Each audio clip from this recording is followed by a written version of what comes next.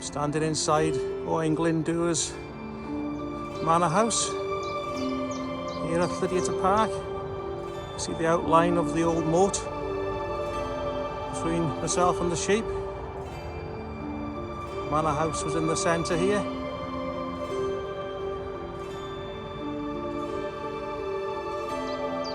There's Owain Glyndwr's mount in the distance. Ideal lookout point looking west up the valley. And the moat comes around, and then we have the last section which is still holding water here.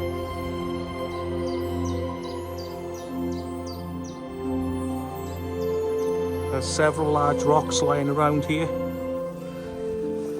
This one in particular,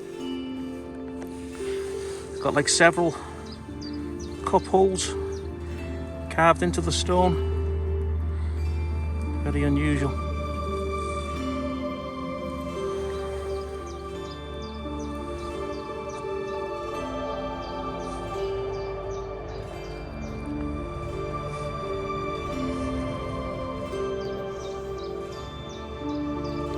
View again. You can see where the moat was around the manor house.